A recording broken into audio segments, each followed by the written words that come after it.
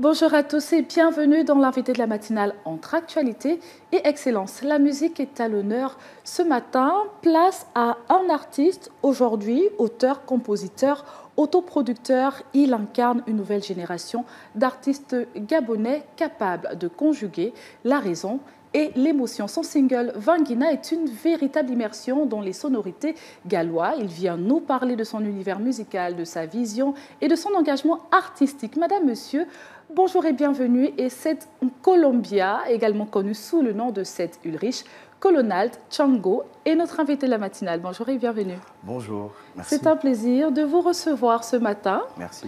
Alors, Vangina pour tous, mais Vangina Mie pour ceux qui ont suivi le clip sorti le 31 octobre. Exactement. Alors, que signifie cette expression? Alors, Vangina en langue gallois veut dire « attends ». Vangina Mie, attends-moi. Attends-moi. Oui. Alors, pourquoi ce titre? Qu'est-ce qui vous a inspiré à écrire sur cette thématique? Alors, ce titre a été inspiré pendant une période de ma vie où effectivement c'était assez difficile et il fallait demander à justement ma promise, celle qui est aujourd'hui ma femme. C'est une histoire inspirée effectivement d'une histoire vraie. Voilà, qu'elle puisse m'attendre parce qu'effectivement, je n'avais pas encore les moyens de l'épouser. D'accord. Et effectivement, les artistes s'inspirent soit d'histoires de leur entourage, mais de leur propre histoire aussi. Et c'est peut-être plus difficile lorsque c'est une histoire personnelle, vous y mettez tous vos tripes en quelque sorte.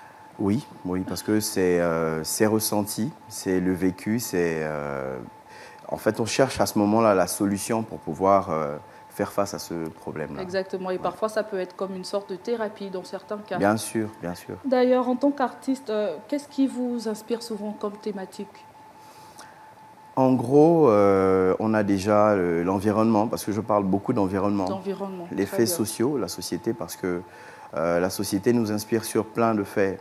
Aujourd'hui, la situation n'est pas toujours facile, donc il faut être motivé déjà.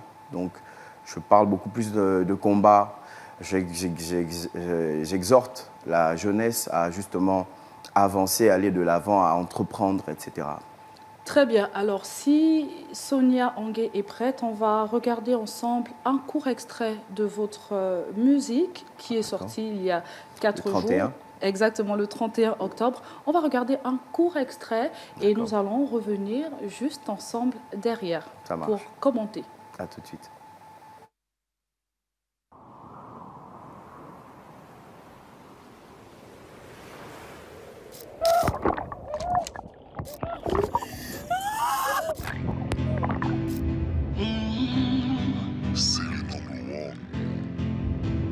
Colombia House.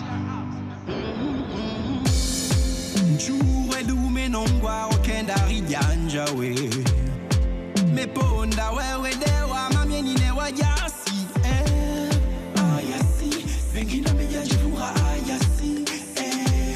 Ayasi, hokolo waroni nura ayasi. Va mio kwara mekenda onchara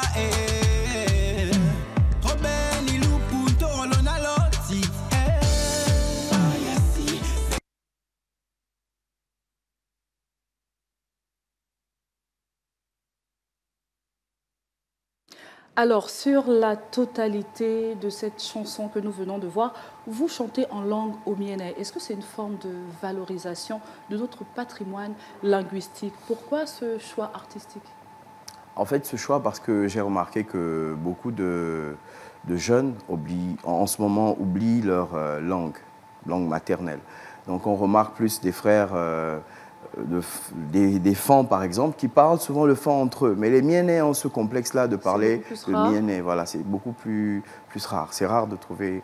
Voilà, donc j'encourage les jeunes à sauvegarder cette langue-là. Parce que c'est nous qui devons maintenant transmettre aux générations futures, donc à nos enfants. Et donc aujourd'hui, on peut dire que votre identité même influence votre choix en matière de musique. Oui, bien sûr, bien sûr, bien sûr. La preuve, j'ai été bercé par des chansons d'Akenenge.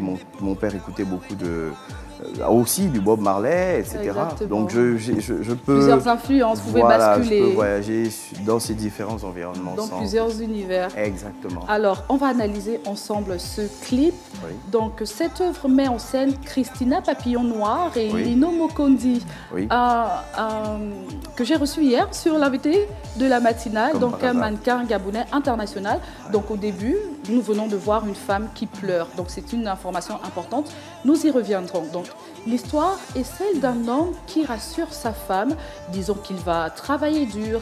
Il explique à sa femme qu'il va chercher le pain et qu'elle soit patiente car il va l'épouser. Donc, à travers cette première partie, en fait, nous nous rendons compte déjà que ce sont des situations que les hommes vivent au quotidien, quelque part. Exactement, exactement.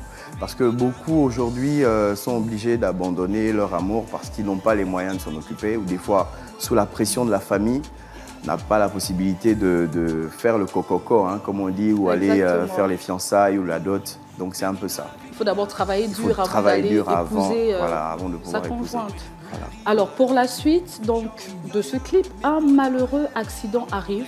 Oui. Le jeune homme, incarné par Lino Mokondi, se noie en allant justement chercher le pain pour sa dulcinée. Et là, on va dire que son monde s'effondre. Et donc, je tiens à souligner que dans ce clip que nous venons de voir, lorsque l'accident a eu lieu, dans le clip par la suite, c'est vous-même vêtu de blanc qui apparaissez pour la suite. Et c'est un très beau scénario. Merci, merci. C'est un scénario de Dilok Nkoma que je salue d'ailleurs ici parce que au départ, je n'avais pas cette vision du clip, mais Dilok m'a proposé ce scénario. Et tout de suite, j'ai accroché et on est parti. Les acteurs aussi ont suivi parce qu'ils ont beaucoup aimé le scénario. Donc, on a travaillé sur ce point-là. Très bonne actrice d'ailleurs, en train de pleurer. Effectivement. Et là, pour la fin, coup de bluff. Il faut voir la fin du clip pour voir ce qui se passe par la suite. Exactement. À la fin, effectivement, on voit l'acteur, donc Lino Mokondi, qui se retrouve cette fois-ci pas avalé par la mer, mais il se retrouve au bord du rivage, rejeté par la mer. Donc comme pour dire qu'en fait, c'était pas son moment. Parce que si on suit bien le clip, on va se rendre compte qu'à la fin, il ouvre les yeux. Donc, et c'est à la toute fin, il faut rester il faut vraiment rester connecté, il faut vraiment suivre pour remarquer, pour voir ce passage. Donc, j'exhorte à suivre le clip vraiment jusqu'à la fin. Jusqu'à la toute fin, hein, pour parce bien que c'est une comprendre surprise. l'histoire, en fait. Exactement. Et là, justement, ça donne envie d'avoir la suite. Est-ce qu'il y aura un deuxième passage, un acte 2? Oui, bien sûr. Il y aura un acte 2 qui ne sera peut-être plus sous cette forme. Mais je vous laisse découvrir la suite parce que sous peu, il y aura un single qui va sûrement suivre ce titre. En tout cas, ça nous met l'eau à la bouche déjà. Alors, revenons avec vous en arrière sur votre carrière. Comment est née la passion de la musique chez vous?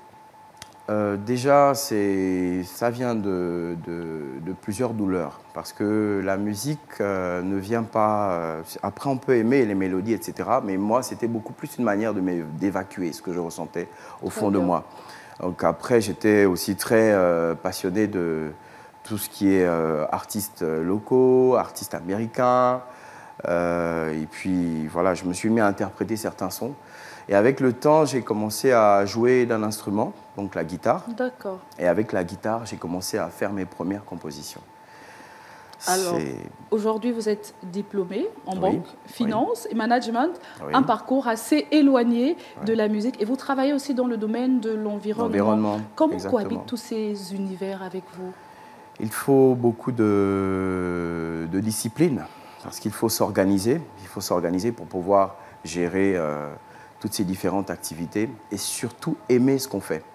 Parce que si on n'aime pas ce qu'on fait, on ne peut pas avoir la force de pouvoir exécuter toutes ces différentes tâches. On va les trouver tellement lourdes à gérer et donc c'est un peu ça. Et avec le travail, ça va? Je me bats pour l'instant pour pouvoir équilibrer le tout. Très bien. Alors, dans votre musique, vous y mettez des influences traditionnelles avec vos propres mots. Comment décririez-vous votre style musical à quelqu'un qui ne vous a jamais écouté, par exemple? Alors, mon style, en gros, est un mix de world music, parce que j'ai aussi beaucoup écouté de musique internationale. On a aussi le côté traditionnel, parce que je viens quand même j'ai grandi avec ma grand-mère. D'accord. Donc, on était très souvent dans des cérémonies, des veillées, etc. Vous avez grandi dans cet univers traditionnel. Voilà, traditionnel. Donc, c'est vraiment des sonorités qui sont revenues. Et il est arrivé un moment de ma vie où, des fois, même en voulant composer moderne, c'est ce qui m'appelait, c'est ce qui me parlait. Donc, à ce moment-là, j'ai préféré exprimer ce côté traditionnel pour pouvoir aussi mettre en valeur la culture. Exactement. Parce qu'on remarque que notre culture est vraiment en train de disparaître. Exactement. Bon, je ne vais pas dire disparaître parce qu'il y a des personnes comme nous, justement, il y a d'autres personnes qui continuent de perpétuer ça. Exactement. C'est important la transmission de notre pour qu'on puisse le transmettre culturel à nos enfants, qu'ils puissent aussi avoir la sagesse de la langue, pouvoir transmettre aussi la langue à, pourquoi pas, à leurs enfants et ainsi de suite. Très bien. En ce qui concerne la musique dans sa globalité, quelles sont les réalités concrètes que vous souhaitez voir évoluer chez l'artiste ici au Gabon, que ce soit son statut ou encore la rémunération, par exemple? Oui, effectivement. Qui peut être amélioré. Oui, il y a beaucoup de mécanismes qui ne sont pas encore bien en place. Moi, par exemple, je suis inscrit au Bureau gabonais des droits d'auteur. D'accord. Donc, je suis un membre adhérent du Bugada et mes œuvres, je les protège. Donc, je suis distribué par KZ Music sous Flowphase. Et ça fait qu'aujourd'hui, être artiste, ce n'est pas juste un passe-temps. Parce qu'au départ, je salue... C'est juste en attendant. Voilà, pour certaines personnes. C'est un métier à part entière. Exactement. Voilà, parce qu'autour de l'artiste sont greffés d'autres spécialités. D'autres corps de métier qui contribuent à l'essor, justement, à l'amélioration de tout ce que fait l'artiste autour, etc. Et à la mise en valeur de ce que fait l'artiste. Donc, c'est un processus, parce qu'aujourd'hui, je travaille pour une entreprise qui m'a vraiment fait confiance. Donc, je ne vais pas tout lâcher du jour au lendemain. Exactement. Mais je ne lâche pas aussi ma passion, parce que je sais qu'au fond, c'est ce qui me délivre, c'est ce qui me met en paix, en fait. Nous espérons que la musique aura de beaux jours devant elle, en tout cas. Oui, effectivement. Rapidement, avant de terminer, quels sont vos projets à venir? Alors, là, on a la sortie d'un projet, donc un album d'ici 2026, mais la succession de ces différents morceaux, voilà, parce qu'il y aura des singles qui vont suivre. Voilà, on ne va pas s'arrêter à Vengina. Après Vengina, il y aura d'autres titres. Très bien. Voilà, donc je demande à tout le monde de rester connecté, de s'abonner, et puis il y aura de très bonnes nouvelles. Nous vous suivons de très près, en tout cas. Merci. Alors, enfin, pour terminer, quel message souhaitez-vous adresser aux téléspectateurs et internautes de Gabon 24 qui nous regardent aujourd'hui, que ce soit à propos de votre musique ou de la valorisation de notre patrimoine linguistique? C'est à vous. Alors, à tous ceux qui suivent, aujourd'hui Gabon 24, vieux, jeunes, enfants, voilà, parents, amis et connaissances, croyez en vos rêves. Il ne faudra jamais lâcher. Il faut aller jusqu'au bout de ce qu'on souhaite réellement être dans sa vie et croire en Dieu, parce que c'est lui qui met un point final à tout ça.